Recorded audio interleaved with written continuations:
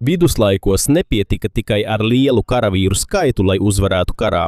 Tā vietā bija jāprot arī gaidīt, krāt pārtiku un izvēlēties pareizo vietu aizsardzības būvniecībai. Un te svarīgi kļūst pilis, jo stipra cietoksnis spēja aizkavēt pat daudz lielāku armiju. Eiropā un tuvajos austrumos tika būvēti cietokšņi, lai kontrolētu svarīgus ceļus, aizsargātu veselu reģionu un apturētu ienaidnieka iebrukumu. Daži no tiem tika vairāk kārt uzbrukti, bet joprojām stāvēja. Šajā video mēs apspriedīsim 6 cietokšņus. Un šeit tu redzēsi, kā aizstāvi izmantoja kalnus, ūdeni, biezas sienas un pārdomātu pils plānojumu, lai cīnītos pret daudz lielākām armijām nekā viņi paši. Un mūsu pirmais galamērķis atrodas Sīrijas rietumu daļā. Uz augsta pakalna stāv Kraks de Chevalier. Arābu valodā tas ir pazīstams arī kā Hisn al-Akrad, kas nozīmē kurdu cietoksnis. Pils stāv netālu no svarīga ceļa, kas savieno vidusjūras piekrasti ar pilsētām Sīrijas iekšienē. Pateicoties šai atrašanās vietai, ik viens, kurš kontrolē pili, var uzraudzīt karavīru, tirgotāju un apgādes karavānu kustību. Kraks de Chevalier nav tikai aizsardzības cietoksnis, tā ir arī varas centrs. Šajā vietā jau 11. gadsimtā atradās agrāka cietoksnis. Taču 1142. gadā cietoksni nodeva hospitāliešu bruņiniekiem, kristiešu militārai ordenim, kas kļuva par nozīmīgu krustnešu valstu sastāvdaļu tuvajos austrumos. Hospitāliešu bruņinieki paplašināja un pārbūvēja veco cietoksni. Un 12. un 13. gadsimtā gaitā Kraks de Chevalier kļuva par vienu no lielākajiem un stiprākajiem krustašu cietokšņiem reģionā. Tās vissvarīgākā aizsardzības daļa bija 2 sienu rindas. Ārējā siena bija pirmā, ar ko ienaidnieks sastapās. Aiz tās atradās vēl augstāks un stiprāks iekšējais cietoksnis. Pat ja uzbrucējiem izdevās pārvarēt pirmo aizsardzību, viņa problēmas ar to vēl nebeidzās. Viņi nonāktu šaurā vietā, kamēr uz viņiem lītu bultu lietus. Akmeņi un citi ieroči tiktu mesti no augstākajām pils daļām. Tā kā iekšējā siena ir augstāka, aizstāvi skaidri redz pretinieku kustības lejā. Tikmēr uzbrucējiem ir grūti pietuvoties galvenajai ēkai, jo vispirms viņiem jāpārvar torņi, sienas un viegli apsargājami ceļi. Arī Kraks de Chevalier ieeja nav taisna un plaša. Ceļš uz iekšpusi ir šaurs, augšupvērsts un ar līkumiem. Daudziem karavīriem nav viegli šeit vienlaicīgi skriet. Arī lielo vārtu daudzīšanas ierīču izmantošana nav vienkārša. Kamēr pretinieki kāpj augšup, viņus var uzbrukt no slēptām pozīcijām augšā un sānos. Ar šādu dizainu tiek samazinātas lielas armijas priekšrocības. Pat ja ārpusē tūkstošiem cilvēku, tikai daži vienlaikus var pietuvoties vārtiem, taču pat ja siena ir bieza, cilvēki iekšā ilgi neizturēs, ja viņiem beigsies ēdiens un ūdens. Kad ienaidnieks aplenc cietoksni, pazūd regulāra pārtikas un ūdens piegāde. Kad noliktavas ir tukšas, cilvēki iekšā būs spiesti padoties, pat ja viņu sienas vēl nav sagrautas. Tāpēc Kraks de Chevalier ir lielas noliktavas graudiem, eļļai, gaļai un citam ēdienam. Iekšā ir arī krāsnis, lai varētu cept maizi lielajai garnizonai. Ir arī pils sistēma, lai savāktu un uzglabātu ūdeni. Vietas ūdens tiek novadīts traukos un rezervuāros, cietokšņa iekšienē. Tāpēc karavīri uzreiz nepaļaujās uz avotiem vai akām ārpusē, kuras varētu kontrolēt vai saindēt ienaidnieks. Savā varenības laikā Kraks de Chevalier varēja izmitināt gandrīz 2000 karavīru. Tur bija dzīvojamās telpas, pārtikas noliktavas, lielas zāles un staļļi zirgiem. Tāpēc dzīve cietokšņa iekšienē turpinājās pat tad, kad tos bija ielenkuši ienaidnieki. Šī cietokšņa reputācija tika pārbaudīta pēc tam, kad sultāns Saladins sakāva galveno krustnešu armiju Hattinas kaujā 1187. gadā. Saladins bija musulmaņu līderis, kurš apvienoja Ēģipti un lielu daļu Sīrijas. Pēc viņa uzvaras Hattinā daudzas krustnešu pilsētas un cietokšņi krita viņa armijas rokās. Un 1188. gadā maijā Saladina spēki ieradās pie Kraks de Chevalier. Tomēr cietoksni bija ļoti grūti ieņemt, un to nevarēja viegli aplenkt bez lieliem cilvēku un laika zaudējumiem. Saladin nepagarināja aplenkumu. Tā vietā viņa armija devās tālāk uz citiem mērķiem. Tas nenozīmē, ka Saladins vienkārši baidījās no augstajiem mūriem. Kā komandierim, viņam bija jāizvēlas, kur vislabāk izmantot savus karavīrus un krājumus. Pērēt vairākus mēnešus pie viena cietokšņa, kamēr ir citas svarīgas vietas, ko varētu ieņemt, varētu kaitēt visai kampaņai. Kragdešavaļie vēl vairākas desmitgades palika hospitāliešu bruņinieku kontrolē. Tomēr laikam ejot krustnešu valstis kļuva vājākas, zaudēja daudzas savas teritorijas, viņu ienākumi samazinājās, un viņiem kļuva grūtāk nosūtīt pietiekami daudz karavīru un krājumu uz attālajiem cietokšņiem. Tikmēr Mamluku sultanāts kļuva spēcīgāks. Tā bija vara, kas valdīja Ēģiptē un Sīrijā. Viens no tās varenākajiem valdniekiem bija sultāns Baibars. 1271. gadā Baibars devās uz Kragdešavaļie, lai galīgi neutralizētu svarīgo hospitāliešu ordeņa bāzi. Atšķirībā no armijām, kas tikai gāja cauri šai vietai, Baibars rīkojās citādi un bija gatavs īstai aplenkšanai. Viņa vīri izmantoja mangonelu, lielu aplankuma ieroci, kas meta smagus akmeņus pret sienām un torņiem. Pamazām tika sagrautas dažas ārējās aizsardzības daļas. Baibara karavīri arī raka tuneļus zem viena torņa. Kad pamati kļuva vājāki, daļa no tiem sabruka, un Mamluku armija iekļuva ārējā pagalmā. Taču atlikušie aizstāvji aizbēga uz stiprāko iekšējo cietoksni. Lai gan Baibars jau bija ieņēmis pirmo sienas līniju, viņam vēl bija jāsaskaras ar visspēcīgāko Kragdešavaļie daļu. Šeit Baibars izmantoja viltību. Aizstāvjiem tika nosūtīta vēstule. Izrādījās, ka vēstule it kā nākusi no viņu augstāk stāvošajiem un atļāva viņiem padoties, jo palīdzība vairs nebūs. Vēstule bija viltota, bet garnizons jau bija atdalīts no pārējiem krustnešu spēkiem. Nebija arī skaidras cerības, ka ieradīsies kāds karaspēks, lai viņus izglābtu. Pēc vairāk nekā mēnesi ilgas aplenkšanas aizstāvji padevās. 1271. gada 8. aprīlī viņiem tika ļauts aiziet dzīviem. Baibars neiznīcināja Kragdešavaļie, tā vietā mameluki dažas tā daļas pat atjaunoja un nostiprināja. Bijušo hospitāliešu bruņinieku kapeli pārvērta par mošeju, un cietoksnis turpināja kalpot kā svarīga militārā bāze jauno valdnieku vadībā. Kragdešavaļie krišana parādīja, ka ar stiprām sienām vien nepietiek. Karavīriem iekšpusē ir vajadzīga arī pārtika, krājumi, sabiedrotie un palīdzība no ārpuses. Kad tas viss izsīkst, pat visspēcīgākais cietoksnis ir spiests padoties. Un no šī cietokšņa Sīrijā mēs pārcelsimies uz Ziemeļeiropu, kur mēs redzēsim milzīgu pili, kas celta nevis no akmens, bet gan no miljoniem sarkano ķieģeļu. Nākamā cietoksnis ir Malborkas pils mūsdienu Polijā. Tā vietā, lai izmantotu lielus akmens bluķus, tās būvniecībā galvenokārt tika izmantoti sarkanie ķieģeļi. Malborkas pili uzcēla Teitoņu ordeni. Vācu bruņinieku ordenis, kas kļuva par spēcīgu militāru un reliģisku organizāciju Ziemeļaustruma Eiropā, sāka tās būvniecību 13. gadsimtā, kad 1309. gadā šeit tika pārcelta lielmestra galvenā mītne, viss komplekss tika vēl vairāk paplašināts. Tā nebija tikai bruņinieku dzīves vieta. Malborka kļuva arī par viņu valdības, militāro operāciju centru, reliģijas un pārvaldības centru viņu teritorijās. Savas plašuma dēļ Malborka tiek atzīta par lielāko ķieģeļu pils kompleksu pasaulē. Cietoksni veido savstarpēji saistītas daļas, kuras sauc par augsto pili, vidējo pili un ārējo pagalmu. Augstā pils ir vecākā daļa un kalpoja kā bruņinieku nocietināts klosteris. Tur atradās viņu kapela, guļamtelpa, virtuve un telpas ikdienas dzīvei. Vidējā pilī atradās zāles, lielmeistara istaba un telpas, kur tika uzņemti viesi un spriests par svarīgiem lēmumiem. Ārpus tās atradās ārējais pagalms, kur bija darbnīcas, staļļi, noliktavas un citas nepieciešamās telpas lielai militārajai bāzei. Katrai daļai bija savs mūris, vārti un aizsardzība. Tāpēc, ja ienaidnieks ieņēma ārējo daļu, tam vēl bija jāsaskarās ar jaunu, augstu mūru un stipru torņu līniju. Arī ceļi nebija taisni. Vārti un gaitaņi tika īpaši izvietot vietās, kur tos bija viegli apsargāt. Kad ienaidnieks iekļuva iekšā, viņus varēja uzbrukt no mūra, torņiem un apkārt esošajām ēkām. Aizsardzība tika pārbaudīta. Tas notika 1410. gadā. Pirms tam Teitoņu ordenis un apvienotā Polijas un Lietuvas karaliste jau sen bija ienaidnieki. Abu pušu vara pieauga, un abas vēlējās kontrolēt svarīgas zemes un tirdzniecības ceļus reģionā. 15. jūlijā 1410. gadā viņu armijas sastapās Grunvaldes kaujā. Apvienoto Polijas un Lietuvas armiju vadīja Polijas karalis Vladislavs Jagello un Lietuvas nilkņašs Vitauts.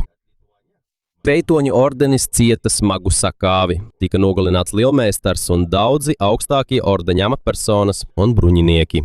Pēc kaujas ceļš uz Malborku, viņu galvaspilsētu, šķita atvērts, taču uzvarētāju armija nekavējoties nenonāca pie cietokšņa. Šī aizkavēšanās deva vērtīgu laiku Heinricham von Plauenam, vienam no Teitoņu ordeņa amatpersonām. Heinrichs ātri devās uz Malborku. Viņš sapulcināja atnikušos karavīrus, sagatavoja pārtiku un nostiprināja aizsardzību. Viņš arī lika nodedzināt dažas ēkas ārpus pils, lai uzbrucēji tās nevarētu izmantot kā patvērumu vai aizsardzību.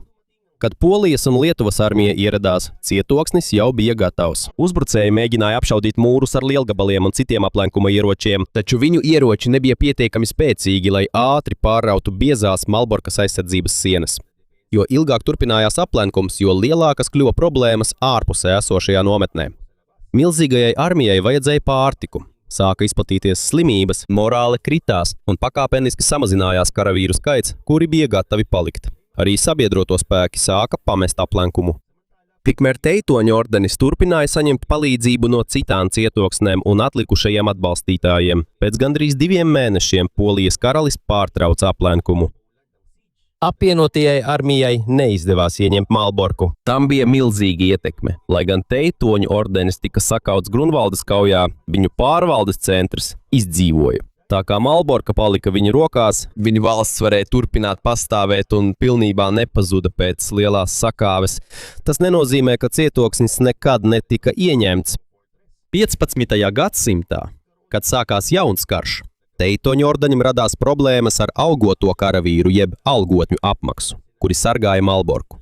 Tā kā algotņiem netika pienācīgi samaksāts, karavīri pārdeva cietoksni Polijas karalim 1457. gadā. Šoreiz nevis spēcīgas lielgabalu zalves vai tiešs uzbrukums sagrāva Malborku, bet gan naudas trūkums kļuva par iemeslu.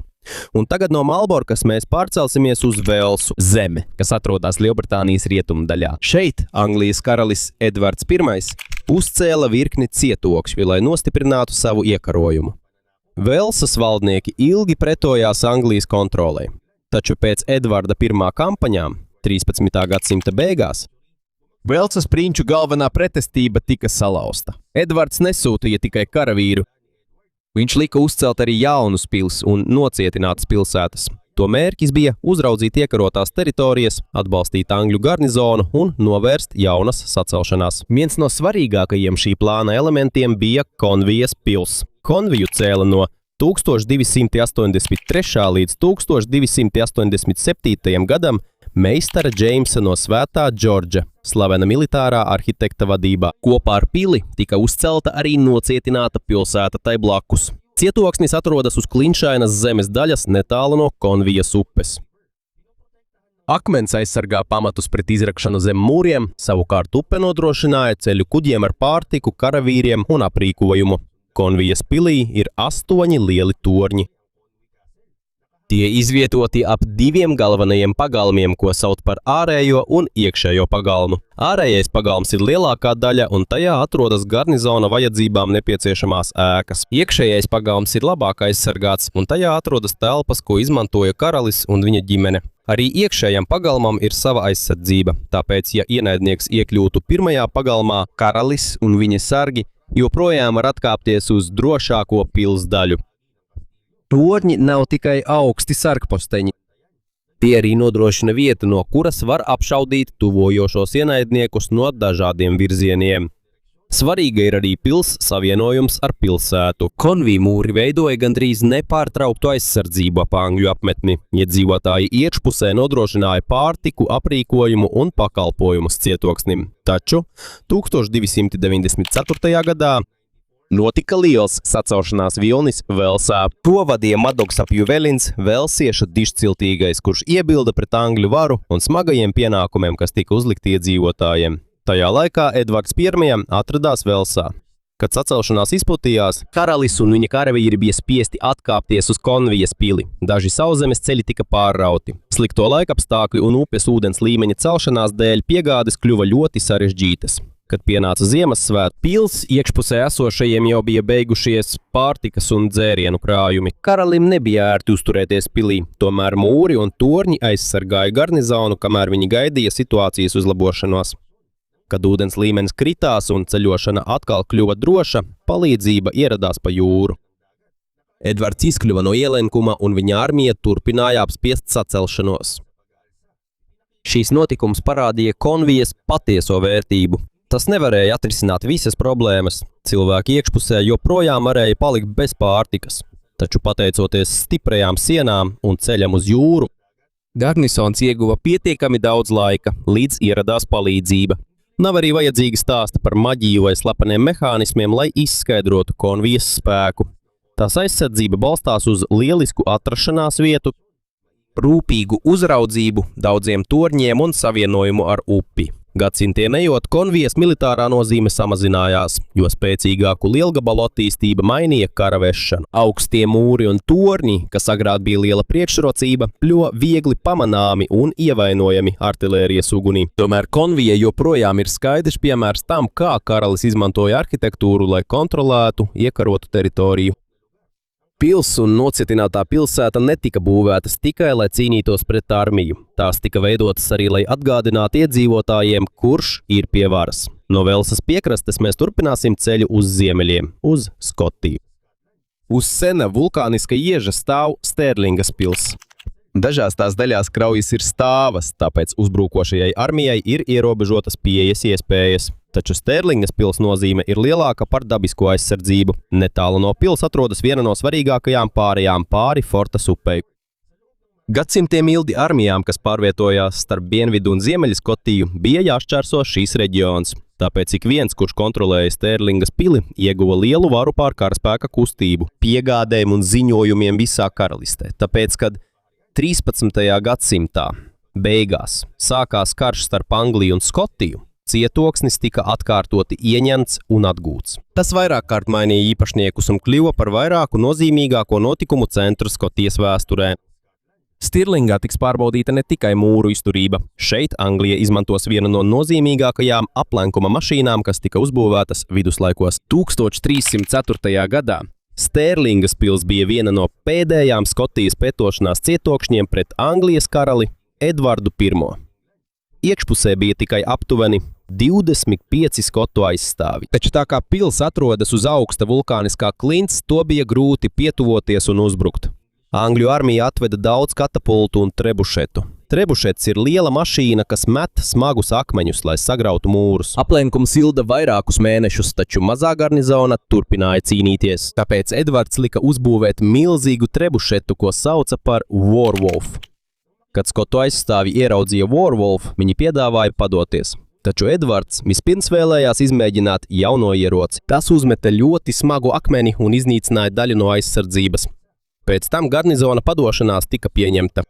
Edvards izmantoja Warwolf ne tikai, lai ieņemtu pili, bet arī, lai iebiedētu citus skotu cietokšņus.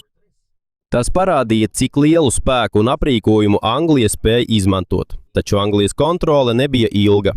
1314. gadā Roberta de Brūsa armija sakāva Angļu armiju Banokburnas kaujā netālu no Sterlingas.